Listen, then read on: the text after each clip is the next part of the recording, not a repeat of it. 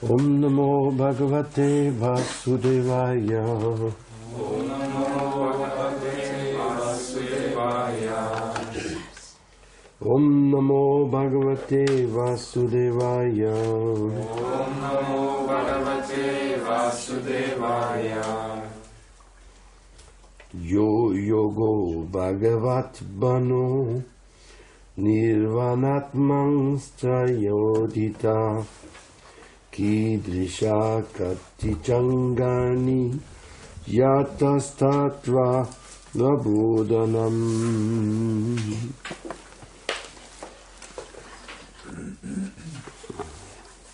The mystic yoga system, as you have explained, aims at the Supreme Personality of Godhead and is meant for completely ending material existence.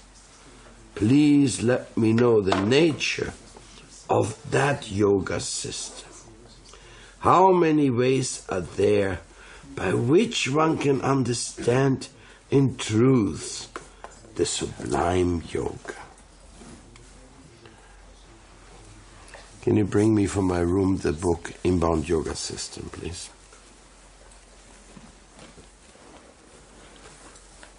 Purport by Srila Prabhupada. There are different kinds of mystic yoga systems aiming for different phases of the Absolute Truth.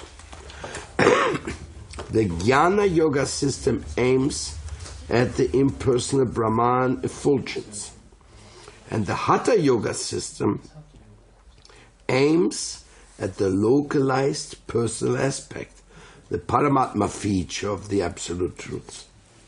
Whereas Bhakti Yoga, or devotional service, which is executed in 9 different ways, headed by hearing and chanting, aims at complete realization of the Supreme Lord. There are different methods of self-realization, but here Devahuti especially refers to the Bhakti Yoga system, which has already been primarily explained by the Lord. The different parts of the Bhakti Yoga system are hearing, chanting, remembering, offering prayers, worshipping the Lord in the temple,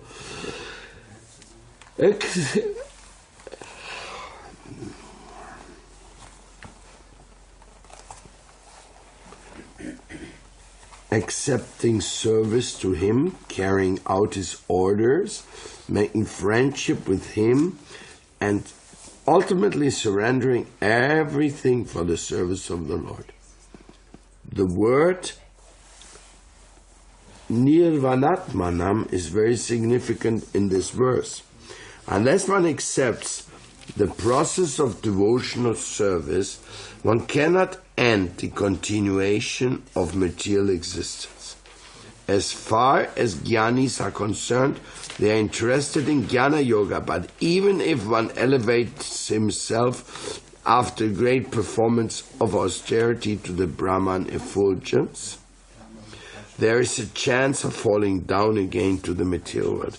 Therefore, jnana yoga does not actually end material existence. Similarly, regarding the Hatha Yoga system, which aims at the localized aspect of the Lord Paramatma, it has been experienced that many yogis, such as Vishvamitra, fall down. But Bhakti yogis, once approaching the Supreme Personality of Godhead, never come back to the material world, as it is confirmed in the Bhagavad Gita. Yat Gatva na nivartate. Upon going, one never comes back. After giving up this body, he never comes back to the material world. Nirvana does not finish the existence of the soul. The soul is ever existing. Therefore, Nirvana means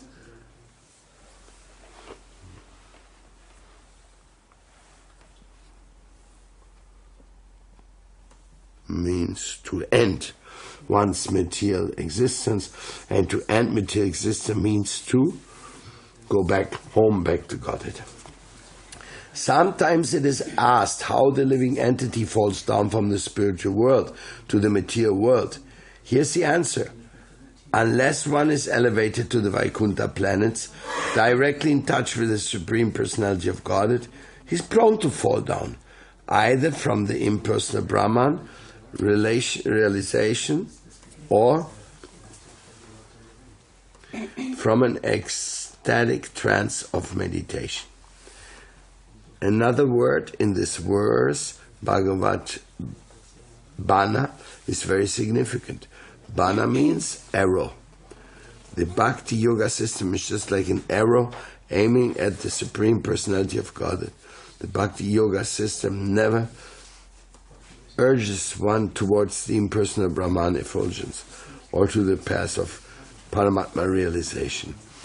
This Bana or arrow is a sharp and swift, that it goes directly to the Supreme Personality of Godhead, penetrating the regions of impersonal Brahman and localized Paramatma. Oh, the letter is so small. Phew. Real eye exercise.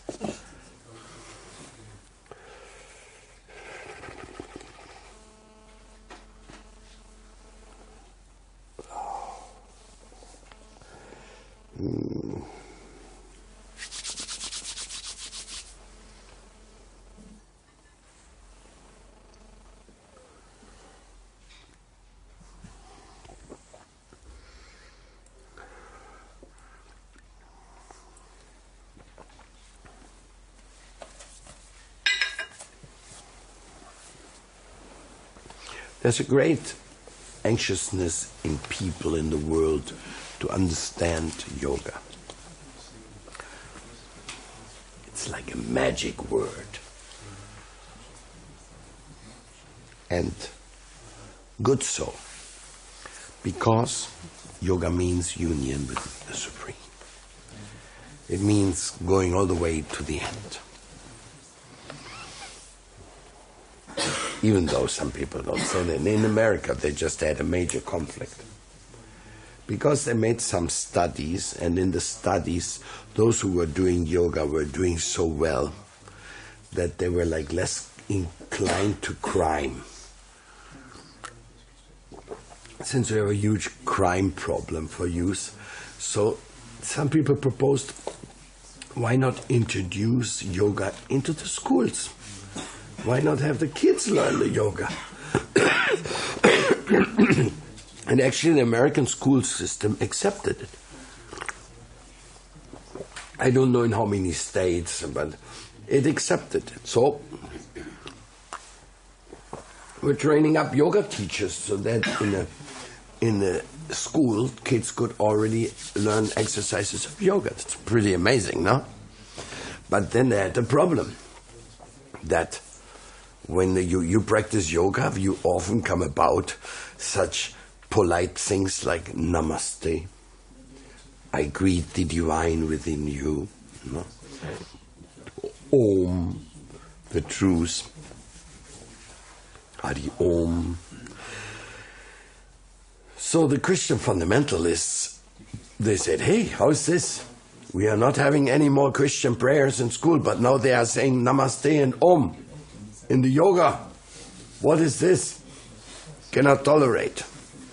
Then there was a discussion going on, is yoga religious or not? Believe it or not. They were discussing, is yoga religious or not? And of course some advocates of yoga, in order to keep it in the schools or whatever, they say, no, it's not religion, nothing to do. So it's as good as saying religion has nothing to do with the religion. Because yoga means to unite with its original cause of existence. And religare is the origin of the word religion. Religare in Latin, it means to unite, to connect, to reconnect, religare. So actually yoga and religion is the very same word, just in a different language. No? Are you going to pray in your yoga session? Well, nowadays Christians even offer meditation seminars. So the whole thing has gone a little bit of intermingling, no? I mean, last not least, they're just... What is a mantra? It's a prayer. What is a prayer? It's a mantra. So do you want to change a mantra? No, I only pray. So how are you going to tear apart the meaning and the word? You want to divorce the word from its meaning and create a new meaning, but using the word because of its popularity. It's a kind of a cheating mentality is revealed in that. Because now, okay, I mean, yoga, fine. Well, who's going to define what is yoga? Well, the yoga scriptures, I guess, no? Patanjali, the Yoga Sutras, scriptures which exist about yoga thousands of years ago.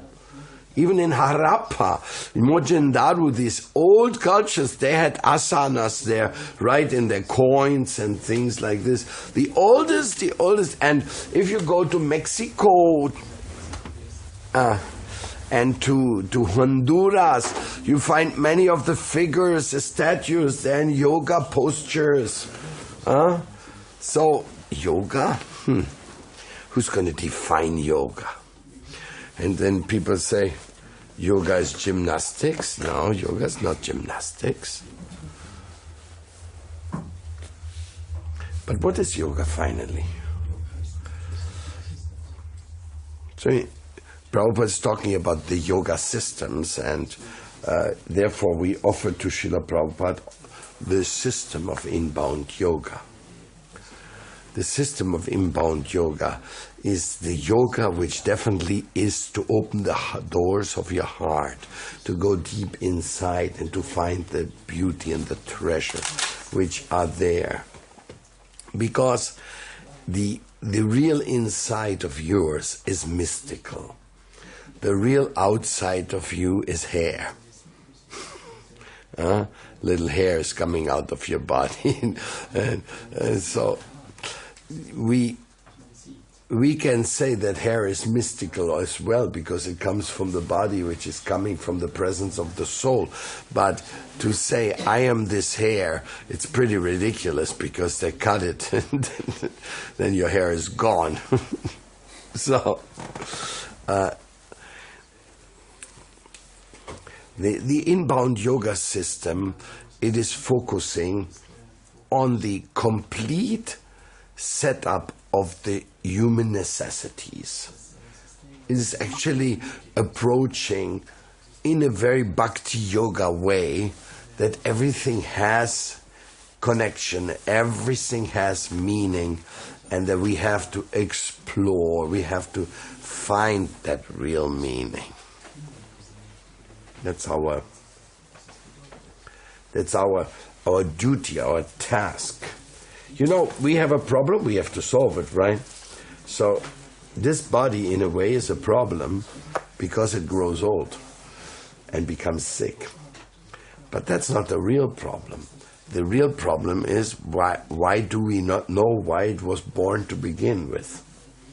So if you want to define something, it's like you have a car, maybe even a luxury car, but you never got the key. So you got that thing sitting there in front of your house, and every time you pass by, you wonder, what is this car here for? What does it do? How can you use it? Well, and somebody says, no, but it's yours. It's yours, that's nice, it's mine. But I don't know how to use it. They gave me the car, but they didn't give me the key. So, this is more or less like the human form of life without taking advantage of its intricate capacities. It can be spoiled. I mean, if you look at the senses, we are all sensual beings. Sentient beings and sensual beings. So what does it mean, the sensual? Our sensual aspect is so amazing that the senses can provide us simultaneously with great pleasure and with great pain. Hearing can be very pleasant and it can be terrifying, torturing. Seeing something nice, oh, look at this. But then if you have to look at a tiger running towards you, ready to devour you, then your eyesight is just giving you the alarming, go for safety message, dive for safety.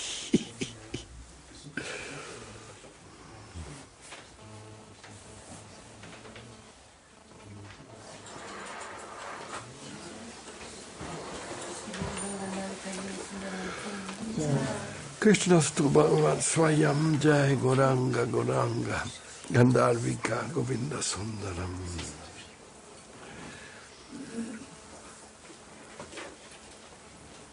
So how do we give the appropriate attention to this body that we can actually take advantage of it? Well, that's the science of yoga. That's exactly what yoga is all about. To make you show what this body is for, what these senses are for. These senses are not to produce pleasure, and these senses are not to produce misery.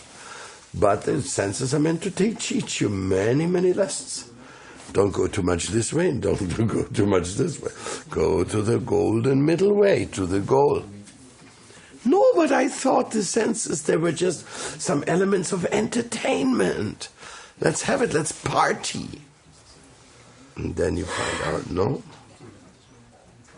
this is very confusing. I'm lost in my world of sensual perceptions and sense gratifications. Running here and running there and getting nowhere. So the inbound yoga system is really a pathfinder. It is to show people that definitely everything is about being in the trail towards the goal, but to be there where you are ready to step on. Some people, they don't practice hatha yoga, but they practice inbound yoga in a more intensive form. Actually, inbound means what's going on in the heart, and what's going in the heart, that is the subject, there is love. So therefore Bhakti Yoga addresses just like certain things, you know. Give you an example. I may be a doctor. As a matter of fact, I know many doctors who don't exercise their medical profession. Not because they don't like the medical profession, no, but they found some more important activity. They are engaging in soul healing. So if I'm, for example, I'm a doctor, I'm just having some patients waiting for me, and all of a sudden I get the news that my spiritual master has come, or somebody's in emergency, or something like this, and say, sorry, I can't do my doctor job right now. I have to run and to attend to this. So this is a little bit like that, you know. The priorities, the most important things of life, you find out when you are going into the world of yoga. Deep yoga. Inbound yoga. There you find the priorities. And there, you read certain books, and then certain books you don't read them anymore. Then you read other books. Now, Srimad Bhagavatam I've been reading for 40 years, and that book is always telling us the most important things, and what we just wrote about the perfection of the yoga system. What is that perfection of the yoga? That which removes all the illusion from our life and establishes us in a healthy, wholesome way.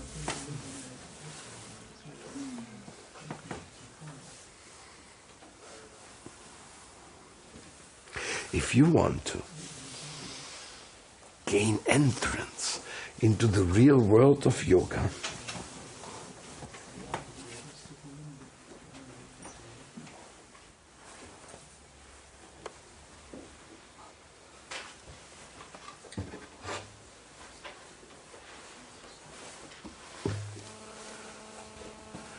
you have to find somebody who is the perfect yogi.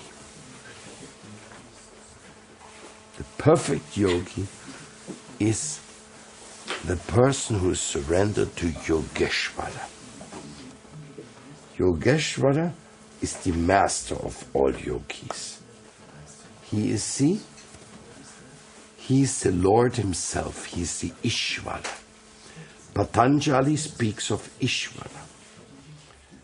You have to do your svadhyaya very careful. You have to study the scriptures about it. Don't think that you can get all this information just by a few weeks of making a few exercises, and then you get a teacher's certificate and you say, now I'm also a yoga teacher. I'm studying this topic for 42 years and I'm feeling that I'm just getting to the entrance. It's such a vast field. Just like in love, you never feel that you love. In knowledge, you never feel that you really know. And then you face another problem. You forgot what you learned before. But how much knowledge do you need? What is the essence of all this? This is really the most important question to ask. So the inbound school of yoga, the inbound yoga system, it is giving us a chance to become a member of that group of people who want to become instruments of divine love. The instrument of divine love, yoga, is really where everything you do has something to do with your connection with Ishvara. And you understand that Ishvara has come into my life by his own sweet will. There's some spontaneous attraction for the yoga principle in a person, most likely, but still, only by the mercy of Ishvara can you come in contact with Yogeshvara. And the Yoga Sutras, Ashtanga Yoga, they all point in this direction. But we have to also understand that of all the yogas, the most ecstatic execution of communion is when we pray to the Holy Name. When we invoke the presence of Ishvara in our life to become an instrument of His. There's no yoga exercise comparable to that. Even if you do the most incredible and difficult yoga exercise, have nothing to do with that intensive conclusion, that dedication. My Lord, let me be an instrument of your love. And this is the whole conception of Vedic culture. Actually,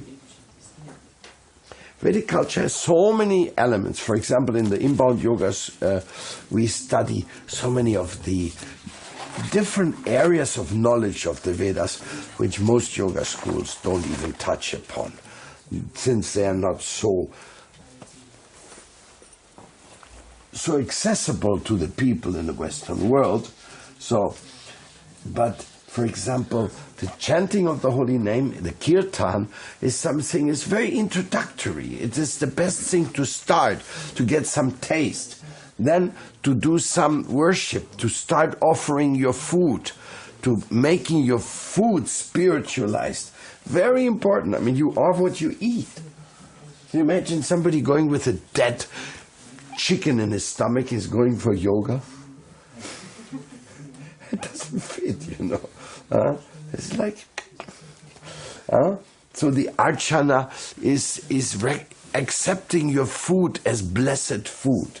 Then yagyas, to make offerings, to see your life as an offering, to even see yoga as an offering, not a self-centered process. I'm not doing yoga just for my self-improvement.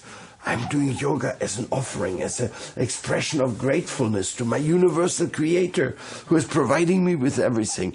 Now my yoga is a kind of an expression of my wanting to be connected with him.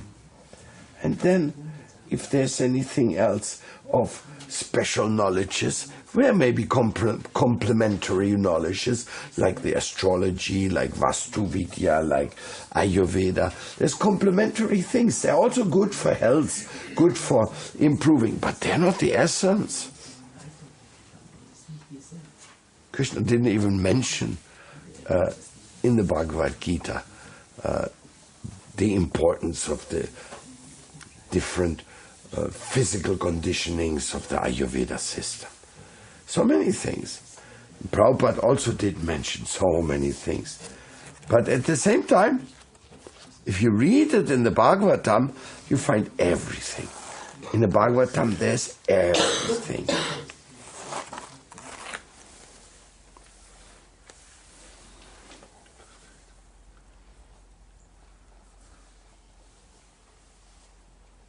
You see, yoga is not self-contradictory.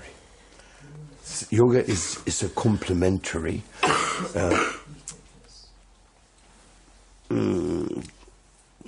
It is compatible with all the different levels of sincere research. It has something to offer. It is complementing each other with one step leads into the next. And some of them, they make you jump over a few other steps.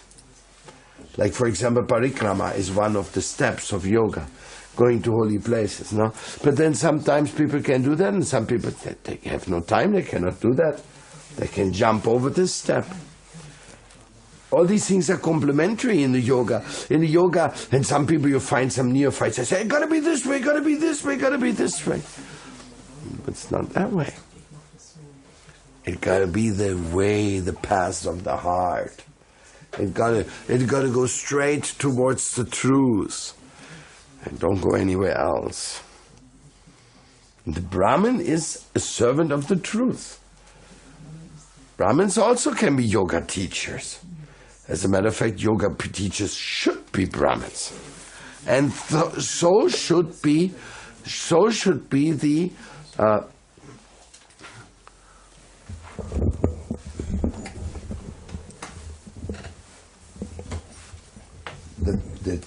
doctor, the Ayurveda doctor.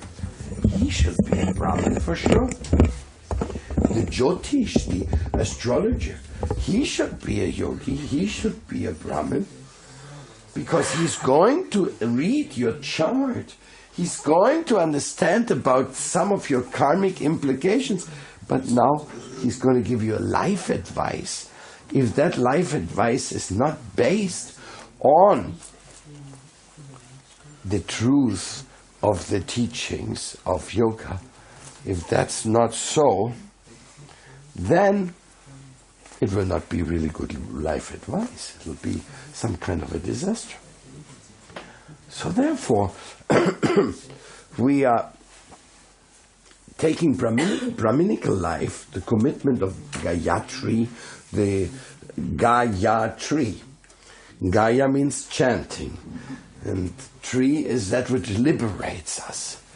So we are receiving this mantra when we want to serve. Yoga is the entrance to the world of service, but not arbitrary service, no, concentrated service. If you're a doctor, you're a health servant.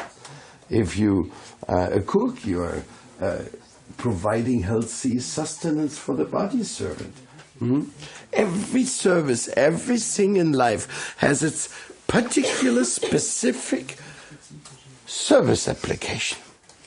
And if you do something just for taking and not for giving, your service is not appreciated.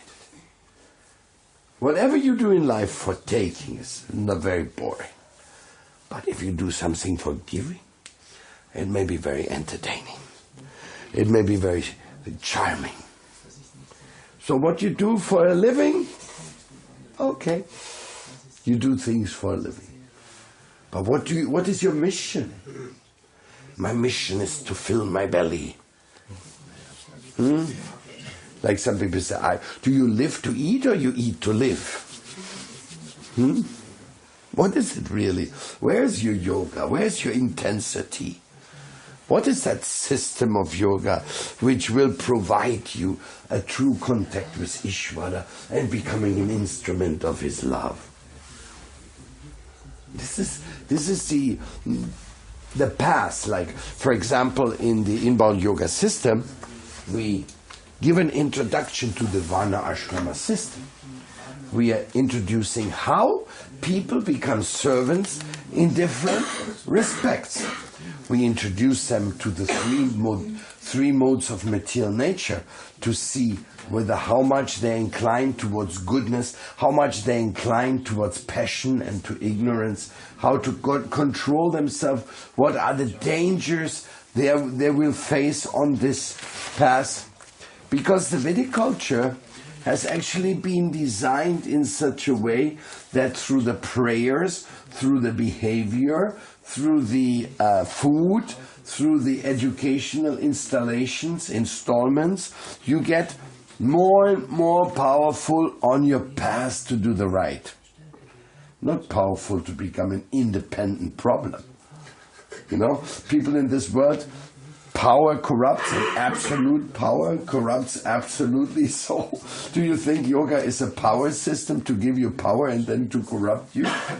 No. But it can happen. Some people, they gain lots of fame, notorious they are, and in this way they use it for themselves and forget about the Lord who has given them the call of yoga. That is a big misgiving when people think that I have become independent. Yoga has made me independent. Money has made me independent. Weapons have made me independent. Political power has made me independent. I am the most beautiful of all has made me independent. You remember Cassius Clay? I am the greatest. Just because he knocked somebody on the nose and he fell over. I mean, come on. That's going on every time, everywhere in this world. And nobody is the greatest for hitting others anyway. He's so dumb. This whole boxing is one of the most dumbest sports you can imagine. And so then somebody in that dumb sport declares, I am the greatest, and getting a big applause. So the inbound yoga study is actually, you have to restudy life a little bit. You have to reset your values. You know, sometimes when the computers break down, everything is like upside down, the software is corrupted, viruses have entered and everything, and the thing looks like totally hopeless. Then there's one last chance. It's called reset. Reset to the basic outgoing unit. Let's reset this thing. I mean, we may be losing some information here, but this thing is going nowhere. Reset. So this society today has to go get to the reset button, because it has gone so upside down. Everything confusing, corrupted. So if you want to adjust it, like you want to do what we call the psychology of imperfection, you enter into a turmoil, you will find endless and endless problems, and from one leads to another, and so and so. So the whole idea of the Vedas is to teach us nitty-grittyly down to the root of our heart that we are servants. And that we will be only happy when we serve. And that service is divided according to the ability. Like you say, the divisions of mankind were created according to the ability and the work of man. If you're a dentist, then don't clean other people's shoes. It's not that you cannot. You probably be a better shoe cleaner than anyone, but sorry, if you're a dentist, there's a long line of people with big tooth pain. Now, if you're cleaning shoes, it's not going to help them. Anybody can clean shoes, but not anybody can fix teeth. So, in this way, Chaturvanyam Mayashishtam Guna Karma Vibhagasha. Pleasing. Sangsiddhya Haritoshanam. Everything has to be for pleasing the Lord. So, what's your talent? Okay, please the Lord this way. You know how to sing? Please the Lord this way. If you don't know anything specific, then it's a little bit more difficult. But still, God is so merciful that only by your cry, you're crying, oh my Lord, I want to serve you somehow. Let me be useful somewhere, somehow, and then immediately you will be rewarded, and there will be some chance will be given to you. So the whole array of spiritual invocations we have in yoga, they are all teaching us. I'll give you an example. Om Shanti Om. There is no peace without the truth. People say Om Shanti, yeah, but what does it mean? Have you ever thought about it? Om is the supreme, and Shanti is what it takes you to. So you have the Om Shanti Om is a very, very devotional invitation. Even more, Om Hari Om. Om Hari Om, there is no Hari without Om. And who is Hari? Hari is the universal name of God. It's found in many religions. You always found Hari, Eli, even in the Aryans, no? Famous Aryans. People think, oh, the Aryans, some silly Germans, they thought Aryans mean blonde hair and blue eyes. They are the Aryans, you know. But Aryan comes from Sanskrit. It means those who love Hari. The same word as Jewish. The word Jewish means those who are devotees of the Lord. And Hari means, the Aryans means those who are devotees of Hari. It's a description of a certain type of behavior. Not of a certain type of physical look. It's crazy, you know. We know how crazy it is because anyone from anywhere can develop so many wonderful things just by association. So in this way, Om Hari Om is a very devotional invocation. And then, what to speak if you chant mantras like Jaya Jagannath, which means Lord of the universe, please protect me. Radhe Shyam. This is already openly the divine couple. The divine couple is already there. Om Hari Om is also the divine couple. And Hari means the thief of the heart. He steals away your heart. So if you say, Hari, Hari, Hari, please come and steal my heart. Just wait a moment and you'll be finished. He'll steal it. And he said, why, you invited me. You told me to steal your heart. Now I'm coming and you're complaining. So this is like this. All the holy names, Gauranitai, Sitaram, they are all the upcoming celebration of the greatest expression of gratefulness. And this is in the inbound yoga system. It is the two mantras, Mahamantra, and there is the Panchatattva mantra. Panchatattva mantra is the introduction, invocation of the divine devotional energy, which manifests through 5 eternal truths. Shri Krishna Chaitanya Prabhu Nityananda Shri Advaita Gadadhar Shivasadi Gaura Bhakta. So there is invocation through sound, healing through sound.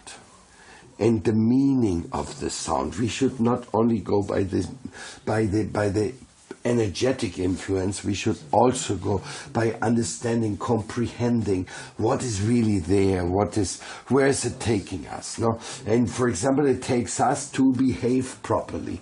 Behaving properly means karma kanda. Karma kanda or karma yoga. To behave in such a way that your behavior will be doing good to you and to others.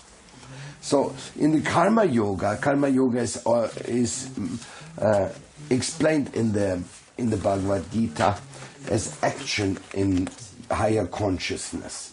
And that also means, Karma Yoga means that you have accept that there's rules. Karma Yoga means there's laws and you're supposed to act according to the laws. The divinity is perceived as the law, the truth, and love. So, as far as love is concerned, we know very little.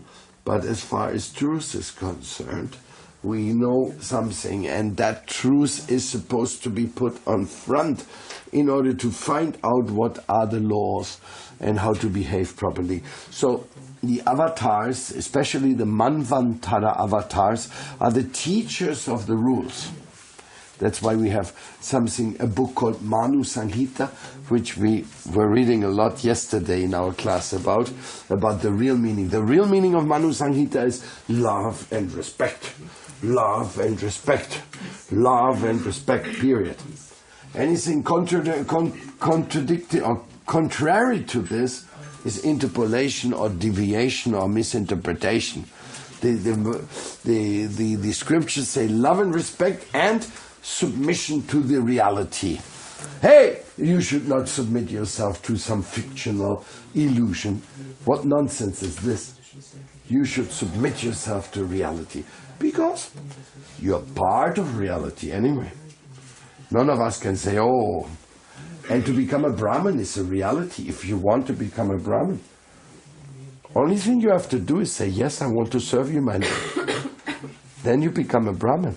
If you say, I don't want to serve you, my Lord, then you can get initiation, you're still not a Brahmin. In other words, the real thing is the substance. I want you to surrender to reality. I want you to be part of a positive, progressive reality. I want you to be a beaming light in the world which gives so much light to others that you yourself won't be in darkness either.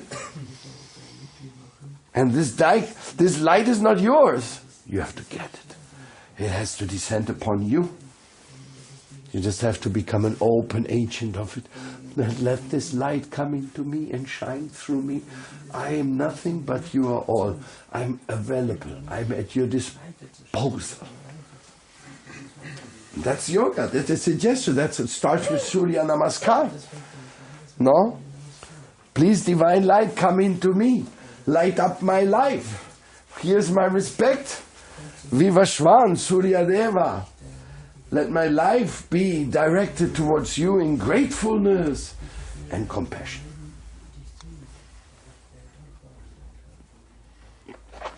So all these different elements of the yoga path, they're not actually luxuries. They're actually necessities. But in the essence, the details may be ignored at certain points because of the state of the student's capacity. But when the capacity of a student is larger, then he will be given more and more and more information. Otherwise you say, why? All this I have to study to do yoga? So many things. Oh. But actually it is the manual for those who really want to practice. Plus, there is another manual for those who are just beginners. But this is a manual for those who are instructors. So the instructor has to know more. He has to be very well prepared. And he will find out the more he reads, he will see, hey, this is a whole life. I thought I'm going to a yoga class, learning a few little things. Maybe I can make a living with it, but otherwise I'm just going to live my normal life. No, yoga will not allow you to live any normal life. It'll turn your life upside down and make you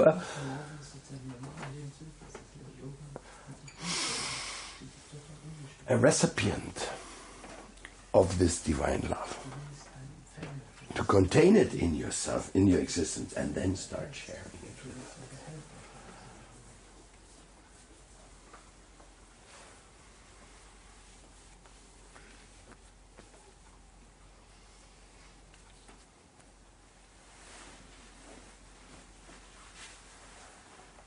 I wish I could invite all of you to have this beautiful experience of telling others about the message. I was just telling one devotee this morning that I didn't know what I was going to talk about today. And so what has to be talked about, what has to be brought to our attention is that there's something can flow through you. Yoga means to go into the flow, not opportunistically and much less opposition way. Let the divine flow come in you and through you. What means opposition? Is there any opposition to the truth? Factually not. You cannot oppose the truth. But you can go within the free will area of the truth.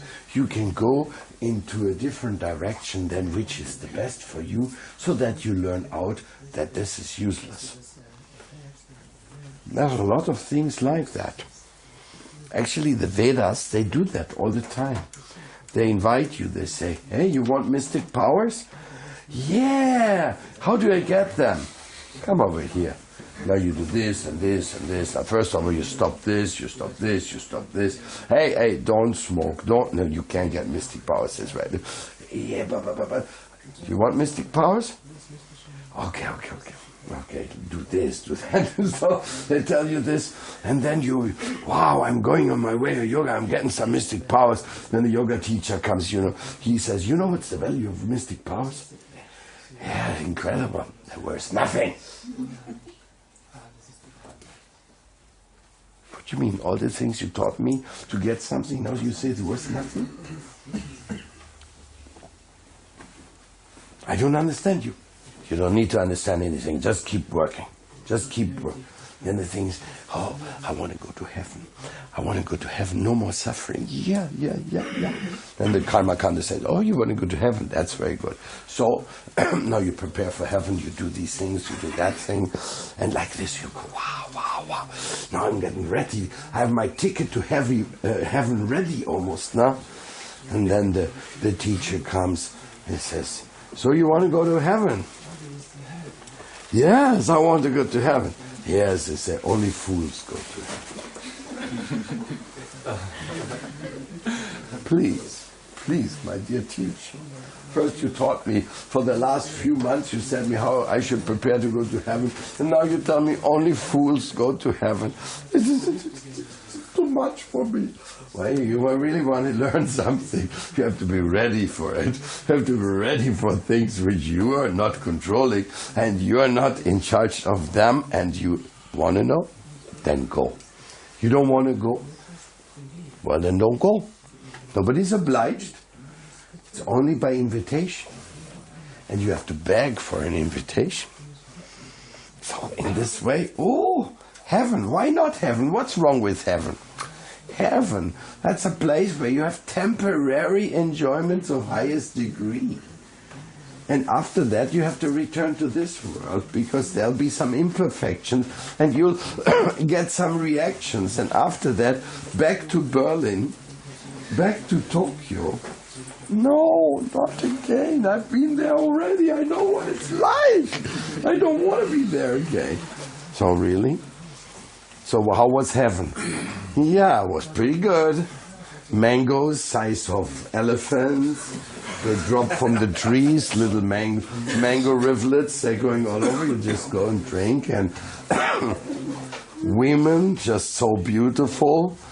No divorce. I mean, incredible. Heaven is something, Did you suffer there? Well, I saw a few little sufferings. Like what? Well, one time, our king, the King Indra, well, he did something wrong. What did he do? No, I don't even want to tell you.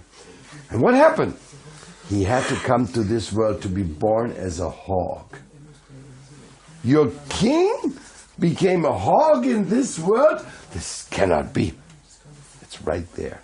The documents are there. It's a documented case.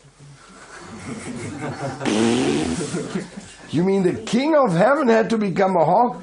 He must have done really something nasty, no? He did. what did he do? He had a sexual desire for his guru's wife. He proposed to his guru's wife when the guru was doing austerity. I mean, what worse thing you want? Such a lack of respect. So even in the heavenly planets there's some lust which bothering and giving trouble, and then you have to return here. Thanks. Now, okay then. Okay, my dear friends. Okay, let's meditate on the Absolute. Let's forget all mystic powers and heavens. Come on, let's meditate on the Absolute. Let's get free of the repeated birth and death. What do you think? Yes, yes. Relieve. Come on, let's do yoga. Let's do the yoga of the truth. Let's chant the mantras. So the person is doing this yoga, and now he has to become very refined, because to be a yoga of that statue, you have to. There's many challenges also, no? Maya will come and will attack you to see whether you're really this, King Indra, he's not very happy if somebody becomes very powerful. And he sends some apsaras, no? And they go, oh, are you a great yogi? How you know? Boy, I can feel it. You are the yogi of the yogis. Don't you want to be my yogi? Well, and you go, boom. So the yogis tested by money, by sex, by fame. These are the factual tests he has to pass. Power, all these things.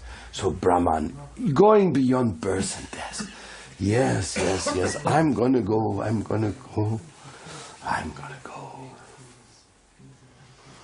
So we are meditating, all kinds of absorption studies, and then all of a sudden the teacher comes and says, my friends, what you're looking for, that is comparable to the ocean of love, like you're looking for the water contained in a calf's hoofprint. You're just going there for this Brahman, for this liberation.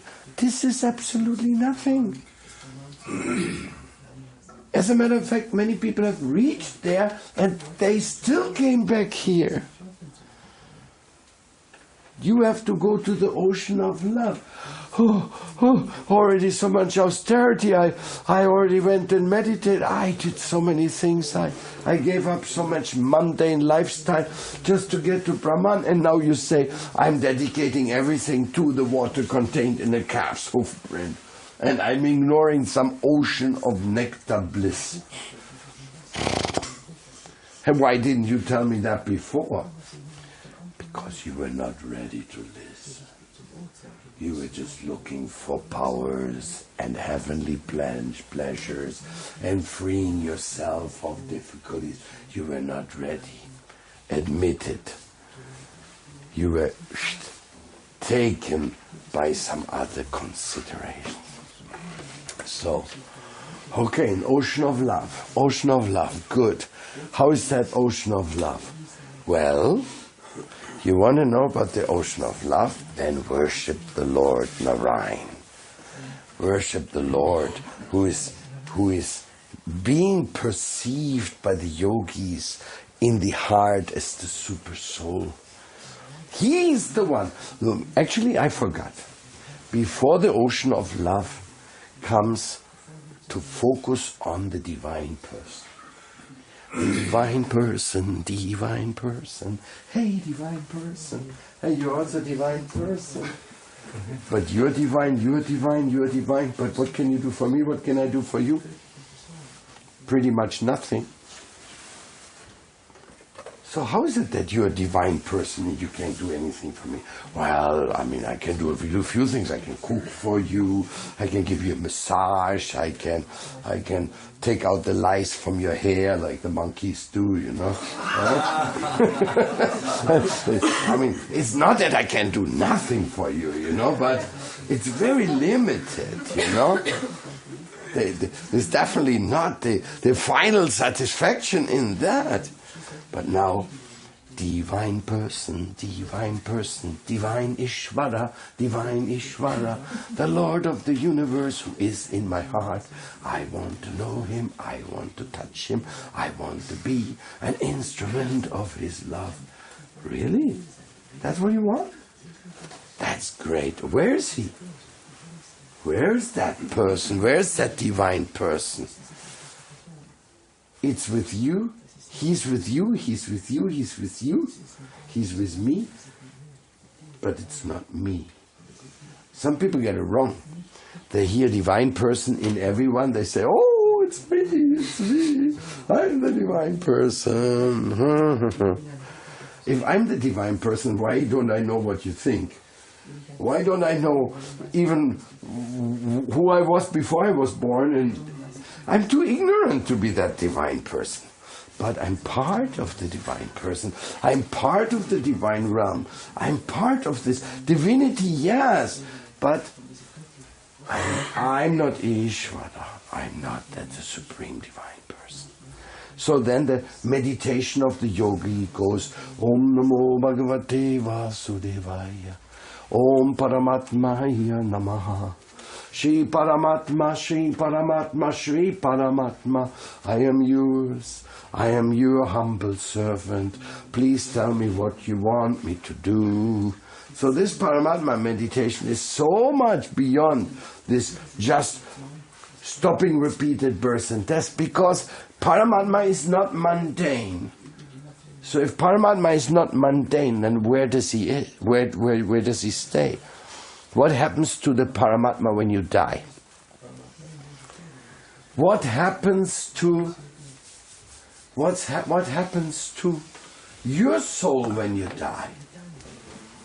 Good question, no? Important question. What happens to the soul when you die? Well, first of all, Krishna says in Bhagavad Gita, soul never dies. So if the soul never dies, the Atma never dies, the Paramatma much less will die, no? It's higher. So when you die, the Paramatma and the Atma, they leave the body together. What does it mean? That means you got a soulmate. Each and every one has a divine soulmate. And that he's called Ishvara. And you meditate on him, you want to be with him, you want to serve him. And that is wonderful. That gives the initial arising of Shantaras. When there's the appreciation of the divine person. And you can even meditate on him. He has a feature. The Vedas describing four-armed, situated in the heart of hearts. He has a form, you can meditate, and he's the energizer. Without him, there's nothing. Now, why Paramatma? Because Paramatma knows you. You see, without Paramatma, there's no karma. There's no mercy. There's no enlightenment. There's no intuition. There's no memory. You can see Paramatma is quite an important function in our existence, no? All these most powerful elements of our existence are Paramatma charged. Where's Paramatma? There's Paramatma. They are completely Paramatma charged. You try to do away with them, with him, and you try to see what you end up with. Without Paramatma charged, then how do you know where you come from? How do you know what happened in the past? Who's rewarding me? Who can save me in my illusion? Nothing. I'm just hopeless, helpless. So therefore, Paramatma is the budding state of love for God. the budding. But there's something, some people, they say, oh, so nice, Paramatma exists, I just become one with him, I just join him. And there you lose the bhakti part. Paramatma means action. Paramatma means service. But then the information comes, hey, there is a love which is like an ocean. Oceanic love. You want oceanic love? That's beyond Paramatma. And that's where the journey of Gopakumar starts in the Brihad Bhagavatamrita. That's where he starts. And he takes you to the realms where the avatars descend. We have different avatars. So many types of avatars. They're descending and they're teaching us all the different elements of divine emotions. This is such a science, the avatar science. Most people, you go to a yoga studio, they know avatar, they think it's a movie.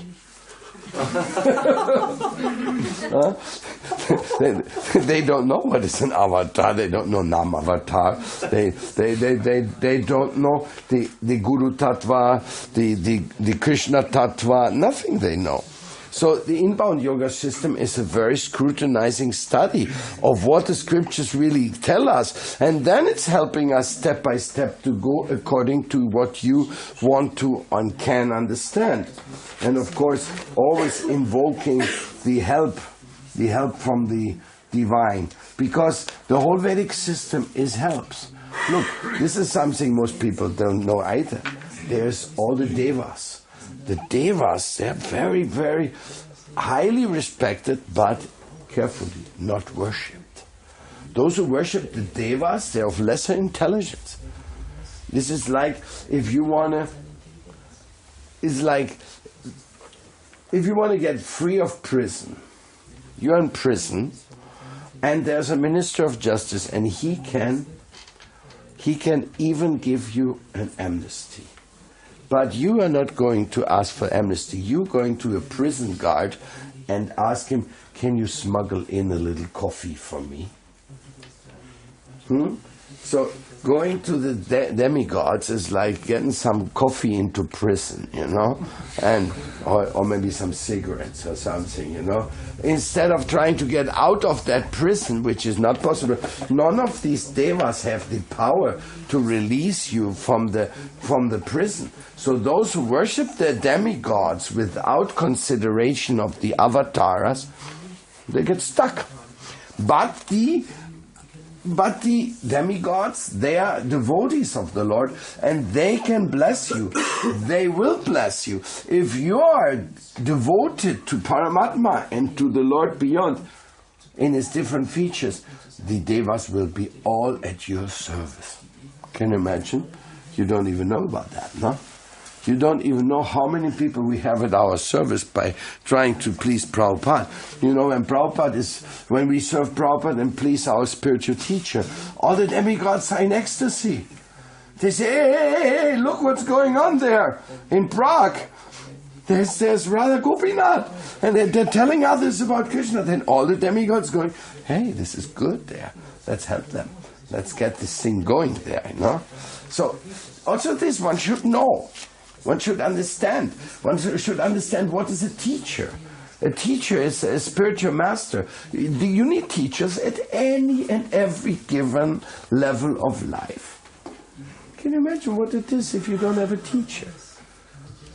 What about, you learn how to speak, so you have a teacher. What are you going to do without a teacher? Are you going to make up your own language? Children sometimes do that. No, the teacher says, not like this. Is please, can you give me something to eat? So the children sometimes say, they're not so cautious about learning, but in the end, life is all about learning. Everything you have to learn. Some things are more important, some things are less important, but at any given instance of life, we need teachers. And those teachers, they will help us to the next step. But you have to be ready to have a teacher. You have to be eager to have a teacher. You have to love your teacher. If he speaks the truth, if he takes you the right way, you have to love him and obey him or her. And you have to become a representative of your teacher as well. Very interesting. Why you teachers teaching you something? So that you can teach it to others. Isn't that the system of everything in this world? Isn't that what your parents expect you to do? You learn from them to teach to your kids. Things have to remain sane. Because parents means sane people. That's the least thing you expect from a parent. But they're sane. If the parents are insane, boy, the society is lost. Then there's not much. But in principle, we always have to learn. And when we have a teacher, we better take the teacher very serious. And to become a Brahmin, you have a teacher. Teaches you Brahminical culture. You want to be an Ayurvedic physician? It's not enough to read a book. You have to have a teacher who teaches you. In everything, in every faculty of life, you have to learn how to do things. And you have to do it in a service attitude. You have to offer yourself as an instrument. So the inbound school of yoga has so many things that teaches us. So above all, it teaches us the principle. The real principle of life. The instructor must offer diverse dynamics of work to become a volunteer so that the student can get enthused in the world of service. That's what we do in the temple. Hey, how are you? Fantastic. You like to help? I don't know. Can you carry this bucket from there to here? Yeah, why not? And then he asks, anything else? Oh, he's a devotee. He likes service. Okay, carry the bucket back now. No, I'm exaggerating. It's not that we are inventing service, but we have to find a way that people want to serve. And if they serve, then we show them what to do.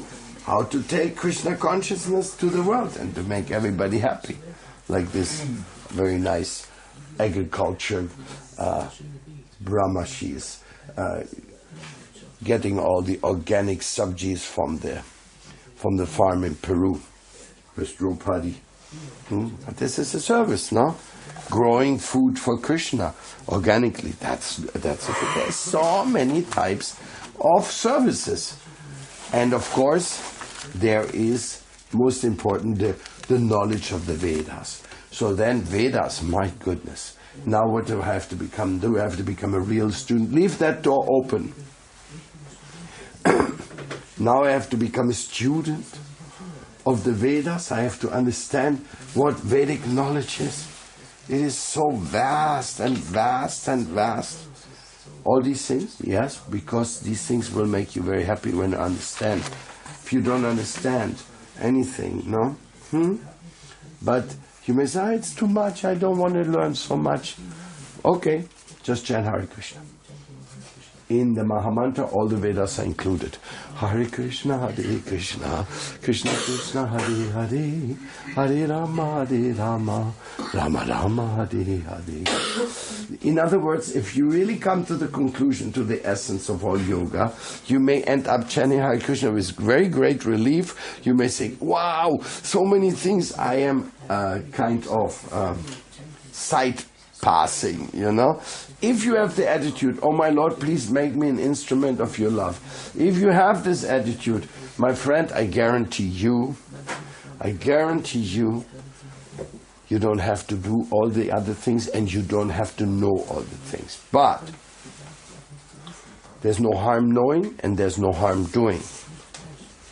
But you have to do it according to your guide. So more important than all this knowledge is to have the guide and to be a student. Then you can understand these things. Otherwise, say, no, I'm going to get that book. I'm going to get that book and going to become a great yogi. Good luck. Good luck, my friend. And as a matter of fact, you'll be benefited if you do many of the things written in this book, but there's much more to it. There's things you cannot even explain by writing it down. Like the meaning of Sharanagati, of surrender, that cannot be explained.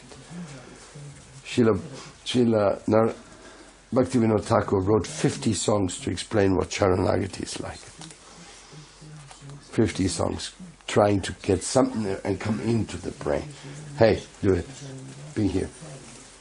Anyhow, time is running out. I was just wanting to give a little introduction of why the Brahminical life is studied and practiced as a very wonderful culmination. It's like it's growth. I mean, now I'm growing to take the mercy, because you know the Gayatri mantra, as you know, it is the mantra of the truth, the Brahma Gayatri. It is the mantra of the Guru mantra, Guru Gayatri. It is the mantra of Gauranga, Gaur mantra, Gaur Gayatri. And then it is the Gopal mantra, which introduces us into the service divine of Vrindavan. Gauranga takes us to Vrindavan, right? Guru takes us to Gauranga, Gauranga takes us to Vrindavan. Guru is Nityananda, and he is the servant of the truth. He's not independent agent. He's completely. And then when you come to Vrindavan, one step higher is even there. You come to Kama Gayatri, which is the message of the divine love of Sri Radha for Krishna and the gopis, which is the highest of all devotional expressions. So I gave you a few superlatives today. I gave you a few things. You give up one thing to go to another. This is very possible. You may give up even Dasya Ras to get to Shakya Ras. If you're invited to Shakya Ras, will you stay at Dasya Ras? If you're invited to Vatsalya Ras, then you have a choice, Shakya Ras, Vatsalya Ras. But if you're invited to Madhurya Ras, then you become sold out, if you're really lucky. And the other things are not so important anymore. Like you never see a picture with the gopis with a bunch of scriptures running around. Hey, let's read this Upanishad, let's read this. The gopis are too busy, they don't read books. But they know all the books by heart. Because they know the essence of love. And the essence of love goes beyond the words. Anyhow, this is what I wanted to say in introducing to you and welcoming you for taking Gayatri Mantra today, that you become a very, very solid representative of this message of Prabhupada, because that's what the Brahman is trying to do. He's really trying to say, okay, my Lord, effectively I will represent you now, and I will try, when my Guru is not there, to give you and show you everything he's shown to me, so that you can be happy, like I became happy when I started. I mean, Brahman initiation is the highest distinction you can get in the human form of life from the social status point of view. Not spiritual status. Pure devotion, pure humility, that is the highest status. Be a servant of the truth. But within the realm of the material distinctions and responsibility, a Brahmin is somebody who says, okay, he's trusted by his Guru, he gave him this mantra, this spiritual duty to become a servant of humanity, he's truth-bound, so that is wonderful, and therefore we respect him now as Vaishnavi Brahmani. And this is very, very high. All by the grace of Prabhupada. Is this a beautiful movement? But who are we to say this? This is only because we have been touched and utilized by causeless grace. And if you want to be nice and good in your life, try to get some of causeless grace, so that will become active, invigorated in your devotional charm. Because it's a personal charm also. Krishna invigorates our characteristic. You know, according to the divine plan, each and every one of us is a unique individual to enhance the beauty of the sum total. Thank you. Welcome to being a part of the beautification. Because without you, we don't want to do. Can you imagine that somebody doesn't want to do without you?